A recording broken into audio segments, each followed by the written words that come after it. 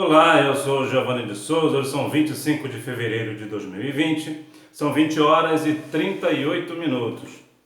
Lição número 2 do dia 12 de abril de 2020, a sublimidade das bênçãos espirituais em Cristo. Nós estamos estudando no segundo trimestre, na classe de adultos, a igreja eleita, redimida pelo sangue de Cristo e selada com o Espírito Santo da promessa. Texto áureo. Bendito Deus e Pai de nosso Senhor Jesus Cristo, o qual nos abençoou com todas as bênçãos espirituais nos lugares celestiais em Cristo. Efésios capítulo 1, versículo 3. Verdade prática. Deus nos elegeu em Cristo antes da fundação do mundo para que desfrutássemos das bênçãos espirituais. Introdução. Nesta lição vamos abordar a grandeza, a excelência e a perfeição do projeto divino para conceder bênçãos espirituais aos seus escolhidos. Desde a eternidade, aprove a Deus executar um plano de restauração e reconciliação com a humanidade caída. Por isso que na carta o apóstolo Paulo se mostra profundamente agradecido pela revelação do mistério que estivera oculto desde todos os tempos. Ele nos convida a louvar e a glorificar a Deus pela sua bondade e misericórdia para com todos os pecadores. Então nós vemos a sublimidade, que é aquilo que está elevado, né? Então podemos dizer que as bênçãos elevadas espirituais em Cristo, ou algo desta natureza. A questão principal é que Cristo, o Senhor nos elegeu desde a fundação do mundo. Em outras palavras, você é um escolhido. A Bíblia diz que muitos serão chamados e poucos os escolhidos. A nova posição em Cristo. No passado estávamos perdidos e condenados à morte eterna, mas por sua infinita graça, Deus nos outorgou em Cristo o privilégio da salvação. Então nós vemos que o apóstolo estava muito preocupado com a questão da salvação. Ele engrandece a Deus pela salvação, o presente que Cristo nos concedeu na cruz do Calvário. A doxologia. Após expor os versículos de abertura da epístola, o apóstolo Paulo apresenta uma sequência de textos que se caracteriza pela verdadeira adoração e bondade ativa de Deus. Ele começa pela frase: Bendito Deus e Pai de nosso Senhor Jesus Cristo, onde bendito significa digno de louvor. O apóstolo dá sequência até o versículo 14, por meio de um maravilhoso tributo ao Eterno e suas muitas bênçãos concedidas aos homens. Neste trecho bíblico, trata-se de um hino teológico de gratidão, caracterizado pela repetição do seguinte refrão: para louvor e glória da sua graça, ou para louvor da sua glória, aquele ao qual devemos adorar está identificado na expressão Deus e Pai de Jesus Cristo, uma clara referência à Santíssima Trindade, com ênfase na natureza divina de Jesus, seu Filho. Vemos a questão da adoração por umas questões, talvez hoje a principal questão da adoração. Adoração, o que é adoração? Adoração é tudo aquilo que alguém faz que engrandece a Deus, independente do que seja. Muitas pessoas se apegam apenas em louvar a Deus no templo, louvando ao seu nome com hinos de louvores. Bom, não é que isso não seja adoração, claro que é adoração, mas adoração não é só isso. Adorar é quando nós fazemos algo que engrandece a Deus, quando nós engrandecemos, exaltamos o Senhor com palavras, com atitudes, ou até mesmo com louvor, nós estamos engrandecendo a Deus. E vemos nos dias atuais que até mesmo os hinos cristãos estão em decadência. Nós vemos que muitas das vezes músicas que são cantadas na igreja, tidas como hinos, nada tem de louvor que engrandeça a Deus. São apenas músicas comerciais que estão lá para vender álbuns, que na verdade não tem nada de adoração verdadeira. A adoração é claro que isso não é todos os cantores, todas as bandas cantoras, não é isso. Eu digo que a grande massa esmagadora está apenas de uma forma comercial dentro das igrejas. Pessoas que cantam músicas, mas que nós não vemos, que muitas das vezes não tem nem o nome do Senhor na canção, na composição, não aparece o nome do Espírito Santo, não aparece o nome de Deus, não aparece o nome de Cristo, não tem nenhuma alusão espiritual. E muitas das vezes até trata Jesus como você. E Jesus não dá para tratar como você, até porque Ele é o nosso Senhor. Então, nosso Senhor e Salvador. Então vemos que na questão da adoração, falta um pouco da essência, daquilo que é realmente genuíno. Há muita mistura na música cristã. Hoje, em alguns casos, tem músicas seculares que a letra é até mais apreciada como uma música cristã do que uma própria música cristã. Não estou falando para você ouvir música secular, não é isso, não é esse o ponto. Estou falando que em alguns casos existem algumas composições que parece que falam mais de Deus do que a própria música que se diz cristã. Então nós vemos, é claro que é uma música que não adora a Deus, uma música secular, independente da letra, ela não adora a Deus. Mesmo que fale de Deus, ela não adora a Deus. Por quê? Porque a Bíblia diz no livro de Tiago que da mesma fonte não pode jorrar duas fontes. Aliás, dois tipos de água da mesma fonte. Ou água doce ou água salgada. Quase que não saiu. Então, em outras palavras, a adoração a Deus, ela precisa ser completamente genuína. Não pode ter mistura. As bênçãos espirituais. Obviamente que as bênçãos espirituais não são materiais, mas provenientes dos lugares celestiais, isto é, do reino espiritual. Essas bênçãos são mencionadas na longa passagem de Efésios, tais como Deus nos elegeu para sermos santos, predestinou-nos para sermos filhos, nos fez agradáveis para si, remiu por meio do sangue de Cristo, acolheu-nos por sua vontade redentora, revelou-nos a palavra da verdade, selou-nos com o Espírito Santo da promessa, ainda garantiu a validade da promessa. Tais bênçãos provêm de Deus, que planejou a redenção do Filho que a realizou, e do Espírito Santo que a garante. Essas bênçãos nos conduzem a exclamar como Paulo: bendito seja Deus. Então nós vemos que um dos pontos das bênçãos espirituais é a nossa redenção, é o ponto principal, é a nossa salvação, a nossa redenção, o nosso direito de entrar nas mansões celestiais pelas portas. Isso foi um projeto de Deus que foi realizado por Cristo e é garantida pelo Espírito Santo. Então nós vemos que, como eu já li aqui, há algumas questões que o Senhor fez por nós.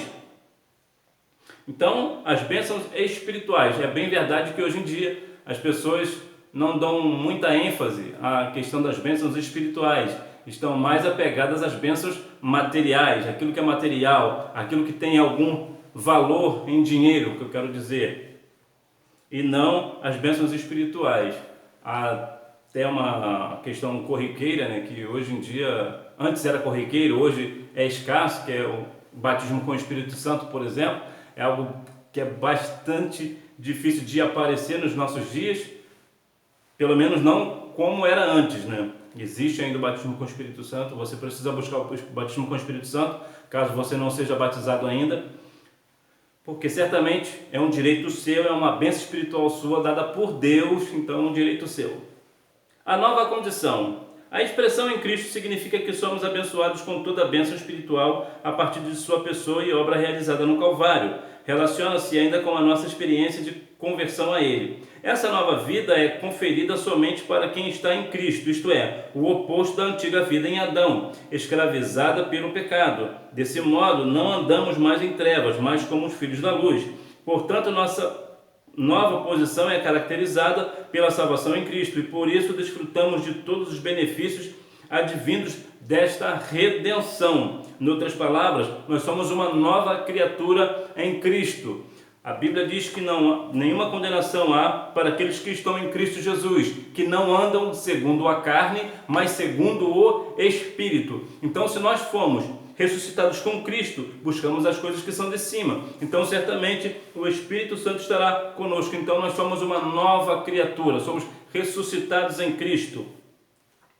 Síntese do tópico 1. As bênçãos espirituais que os crentes recebem da parte de Deus possibilitam uma nova vida em Cristo e, portanto, devemos lhe ser agradecidos. A gratidão acaba trazendo mais bênçãos, né? Mais presente. Quando você recebe um presente de alguém e você demonstra uma pessoa ser muito agradecida pelo presente que você recebeu, a tendência é que você receba mais presente por você ser uma pessoa grata. Uma vida cristocêntrica neste mundo. Embora o pecado tenha adentrado ao mundo, Deus projetou a primazia de Cristo na remissão dos pecadores e na restauração de todas as coisas para o louvor de sua glória. A revelação do mistério. A frase "descobrindo-nos o mistério da sua vontade" sinaliza a revelação da verdade que estava oculta aos santos de Deus. Essa verdade diz respeito aos decretos eternos que Deus planejara por sua soberana vontade, como o propósito de salvar os pecadores. Essa vontade divina é revelada segundo o seu beneplácito, isto é, de acordo com o que lhe agrada fazer por amor e misericórdia. Sua vontade foi executada conforme o seu desígnio por intermédio de Cristo, para que o Filho em tudo tivesse a preeminência. Então nós vemos que Deus, interessante que Deus desde o início, ele revelou a nós, através da sua palavra, o desejo de reconciliar o homem a ele. E Cristo veio justamente para realizar esta obra redentora, a obra salvífica do Senhor Jesus. Ele nos direcionou de volta ao nosso Pai Celestial. E ele, por isso, Cristo tem toda a honra, glória, louvor a Ele. Precisamos ser gratos, agradecidos a Ele, engrandecer o seu santo e poderoso nome. A plenitude dos tempos. Paulo revela que o plano divino é fazer convergir em Cristo todas as coisas. Isso inclui tudo que foi criado por Cristo, para Cristo e o que subsiste em Cristo. Implica dizer que todo o universo, céus e terra estarão submissos à autoridade e soberania de Cristo. Nesse sentido, a ruptura provocada pelo pecado de Adão é restaurada completamente em Cristo. Essa declaração não tem conotação universalista, a ideia de que no fim todos serão salvos, mas que finalmente tudo será como Deus planejou. Cristo é a cabeça da igreja e também a cabeça do universo. A dispensação ou a administração desse plano será na plenitude dos tempos. Aqui a palavra grega para tempos não é cronos, que traz uma ideia de cronologia, mas kairos, que se refere ao tempo divino, previamente determinado para que todas as coisas estejam sob o domínio de Cristo. Em outras palavras, o nosso Senhor e Salvador Jesus Cristo, nele está sustentado todas as coisas, e ele detém o tempo. Então ele é o Senhor do tempo. Tudo está sobre os seus ombros. Tudo é para a glória do seu nome, louvor da sua glória. O apóstolo enfatiza que as bênçãos são destinadas aos crentes judeus e gentios. A igreja, louvor da sua glória. O apóstolo enfatiza que as bênçãos são destinadas aos crentes judeus e gentios, a igreja. Paulo muda do pronome nós, ele, os judeus, para também vós, os gentios, indicando que em Cristo os crentes de ambos os povos são herdeiros da promessa. Ele ratifica igualmente que o propósito da eleição não é outro, senão louvar e glorificar a Deus. Isso assinala não somente adorá-lo com palavras e ações, mas também levar outros a fazer o mesmo. Por conseguinte, tudo o que somos, fazemos ou possuímos vem de Deus, pois começa na sua vontade e culmina na sua glória. Então, quando nós glorificamos a Deus, é de fato importante. Deus criou o homem para a sua adoração, para o louvor da sua glória. Entretanto, a responsabilidade do homem, da raça humana, do cristão, da pessoa cristã, é levar outras pessoas a também fazer o mesmo, ou seja, adorar o nome do nosso Senhor e Salvador Jesus Cristo. Precisamos levar a palavra do Senhor, levar o amor de Deus aos outros, para que os outros também compreendam o amor de Deus e assim glorifique o nome do Senhor. Síntese do tópico 2. Os decretos eternos planejados por Deus e executados por Cristo incluem a salvação dos pecadores e a restauração de todas as coisas.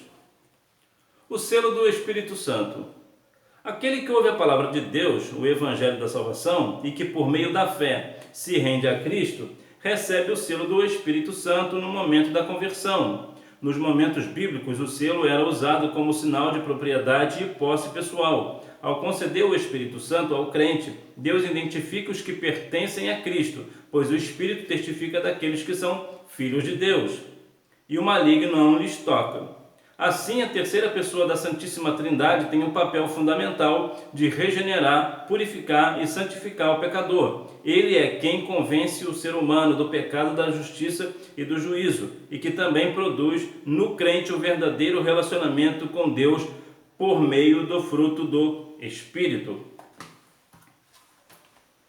É muito comum em muitos lugares, não que eu queira te qualificar como o que eu vou dizer agora, mas você certamente entenderá. Em muitos lugares, quando um fazendeiro tem um rebanho de gado, há uma questão de marcar o gado, geralmente com as suas iniciais, né? com as iniciais do nome do proprietário. Para quê? Para quando aquele animal sair do seu rebanho, se perder, vamos assim dizer, as pessoas verem as iniciais naquele animal e identificar de quem aquele animal é dono, né? É propriedade, melhor dizendo. Então vemos que as iniciais do animal refere ao dono dele.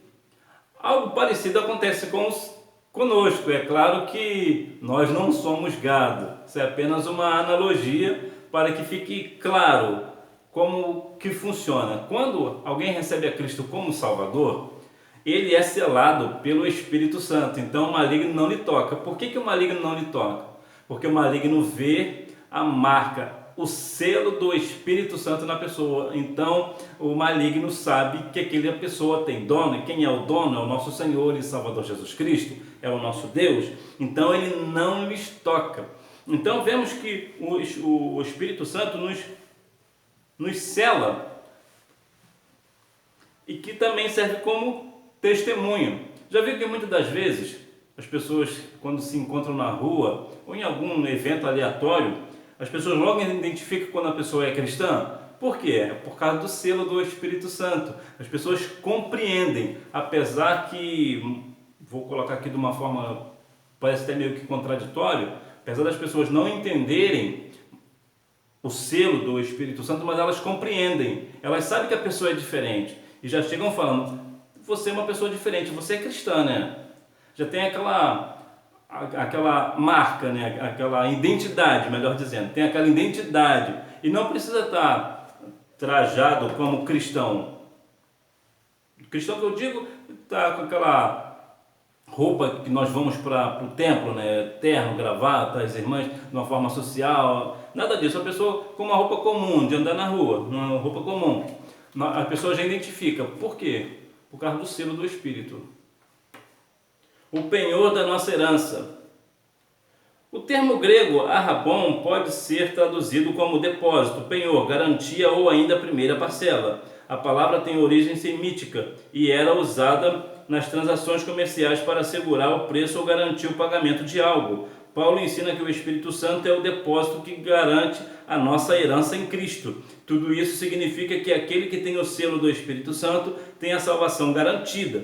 Isso não quer dizer que o crente está salvo para sempre, independente da sua conduta, mas que a redenção está validada aos eleitos em Cristo que permanecem fiéis. Em outras palavras, há uma frase que as pessoas dizem muito, que uma vez salvo, salvo para sempre. Bom, não, isso não é verdade.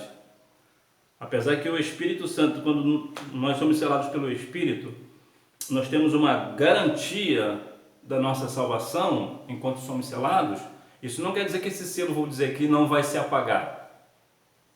Depende muito da conduta do cristão. Se aquela pessoa cristã continuar na conduta, continuar na obediência, continuar obediente a Deus, obediente aos seus mandamentos, certamente aquele selo continuará. Entretanto, se for uma pessoa que depois se desviar, ou deixar, ou então está dentro da igreja e está desviado, né, que há muito disso, né, a pessoa está dentro da igreja, vai aos cultos, canta nos conjuntos, às vezes até mesmo no ministério, mas está desviado, porque continua praticando a iniquidade. Não nasceu de novo. Ou uma vez nasceu, mas agora voltou para o mundo, voltou para o Egito. Então, essa pessoa perdeu a salvação. Se ela não se redimir, se ela não se arrepender mais uma vez, ela perde a salvação. Então, precisamos entender o seguinte: o Espírito Santo nos garante esse selo para a salvação, que Cristo nos alcançou na cruz do Calvário, nos dando esse presente da salvação. Entretanto, não é porque você é selado com o Espírito Santo, ou mesmo batizado com o Espírito Santo, não quer dizer que você tenha a salvação garantida só por isso. Você precisa continuar firme nos propósitos do Senhor e obediente à sua palavra. Síntese do tópico 3. O Espírito Santo faz morada na vida daqueles que recebem a salvação, os identifica como pertencente a Cristo e lhes garante a vida eterna. Conclusão. Nessa porção da Epístola aos Efésios, o plano divino revelado resulta na reconciliação do ser humano com Deus, por meio de Cristo, e na restauração de todas as coisas visíveis e invisíveis. Ambos os propósitos devem redundar em louvor e glória ao Deus eterno. Na plenitude dos tempos, todo o desígnio divino estará plenamente executado. Então nós vemos que o Senhor nos reconciliou a Deus. Portanto, devemos dar a Ele graça, glória, louvor e adoração. A Ele a nossa obediência. A Bíblia vai falar em 2 Pedro 3,18: antes crescer na graça e no conhecimento do nosso Senhor e Salvador Jesus Cristo. Então que nós venhamos a cada dia mais estar prontos com a nossa adoração ao nosso Senhor, que nós venhamos glorificar a Deus, aquela adoração genuína, não com muitos louvores que estão por aí, que nós vemos que não tem nada de Deus, não tem nenhuma essência do Evangelho, não tem nenhuma palavra de renúncia, não tem nada, é apenas aquela coisa doce, mas não é bem por aí o negócio. Todo louvor precisa engrandecer o nome do nosso Deus, e é uma das coisas que está muito em falta nos dias atuais. Então que nós venhamos fazer as coisas para a glória do nome do nosso Senhor, independente daquilo que você faça. Adoração é tudo aquilo que você faz que engrandece a Deus. Então, independente do que você faz, se você vai para o templo e louva a Deus com um hino de louvor, de exaltação, você está adorando a Deus. Quando você vai para algum lugar no seu cotidiano e ajuda alguém, você assim está adorando a Deus, porque você assim está fazendo com que o nome de Deus seja glorificado através do seu nome e tantas outras coisas. Até porque a adoração foi feita algo sobre o rei Davi, né? Foi o rei Davi que introduziu o louvor dentro do templo, né? Então antes já havia adoração, antes de entrar mesmo o louvor. Então vemos que pessoas que chegavam para Deus dizendo: Jesus, filho de Davi, tem misericórdia de mim. Isso é adoração. O que é? Reconhecer Jesus como Rei dos Reis, como Senhor dos Senhores. E essas coisas são adoração. É reconhecer, exaltar o nome dele, glorificar o seu maravilhoso nome. Então que nós venhamos entender que Cristo veio nos reconciliar com Deus, ou seja, veio nos religar a Deus. Aquilo que nós havíamos perdido, aquela ligação que nós havíamos perdido com Deus, agora nós estamos religados em Cristo. Jesus é a nossa religião. Por isso digo e repito, a religião salva. Por que religião salva? Porque Jesus é a religião. Então, quando nós somos religados em Cristo, a nossa salvação é garantida. Se nós continuarmos obedecendo os seus mandamentos, continuar fazendo o que Ele manda fazer e não fazer aquilo que Ele não manda fazer. Quando nós falamos o que Ele manda falar e quando nós não falamos o que Ele não mandou falar, que nós venhamos a cada dia mais continuar obedientes ao nosso Senhor e Salvador Jesus Cristo e assim alcançarmos a cada dia mais as elevadas bênçãos vindas da parte do nosso Deus. Que Deus em Cristo continue abençoando a sua vida e que você tenha uma boa aula. Tchau!